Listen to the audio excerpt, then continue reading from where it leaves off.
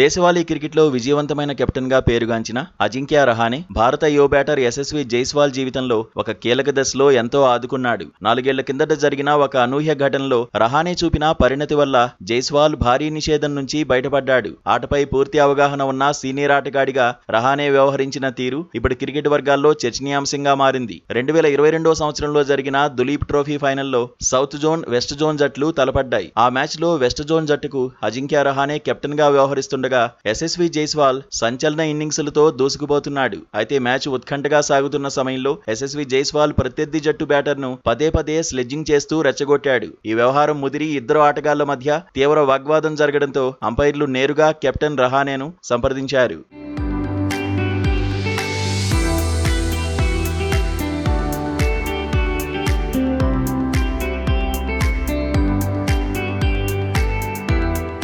పరిస్థితి చేజారిపోతుందని గ్రహించిన అజింక్య రహానే క్షణం కూడా ఆలోచించకుండా తక్షణ నిర్ణయం తీసుకున్నాడు. వెంటనే మైదానం వీడి డగౌట్కు వెళ్లిపోవాల్సిందిగా యశస్వి జైస్వాల్ ను ఆదేశించాడు. అప్పటికీ జైస్వాల్ అసహనంతో వాదిస్తూనే ఉన్నప్పటికీ కెప్టెన్ గట్టిగా చెప్పడంతో అయిష్టంగానే మైదానాన్ని విడిచి వెళ్లాడు. యశస్విని ఆ సమయంలో బయటకు పంపడం వల్ల పెద్ద వివాదమే సద్దుమణిగింది. యశస్వి ప్రవర్తనపై తీవ్ర ఆగ్రహంతో ఉన్న మ్యాచ్ రిఫరీ అతడిపై 4 మ్యాచ్ల నిషేధం విధించేందుకు అన్ని ఏర్పాట్లు చేసుకున్నారు. ఇందుకు సంబంధించిన అధికారిక లేఖను కూడా అప్పటికే సిద్ధం చేసి ఉంచారు. మ్యాచ్ ముగిసిన తర్వాత రహానేను పిలిచిన రిఫరీ జైస్వాల్ కు విధించాల్సిన నిషేధపు లేఖను చూపించి కెప్టెన్ చూపిన సమయస్ఫూర్తితో ఆ లెటర్ ను తన ముందే ముక్కలు చేసి పారేసినట్లు వెల్లడించారు. ఒకవేళ ఆనాడు అజింక్య రహానే కలుగు చేసుకుని ఉండకపోతే కెరీర్ ప్రారంభంలోనే యశస్వి జైస్వాల్ తీవ్రమైన నిషేధాన్ని ఎదుర్కొనేవాడు. అలా జరిగితే అతడి క్రికెట్ ప్రయాణం ఎంతగా దెబ్బతినేదో ఊహించడం కూడా కష్టమే. కెప్టెన్ గా సహచరుణ్ణి కాపాడుకోవడమే కాకుండా ఒక గొప్ప భవిష్యత్తున్న ఆటగాడి కెరీర్ ను నిలబెట్టిన రహానే నిర్ణయం నిజంగా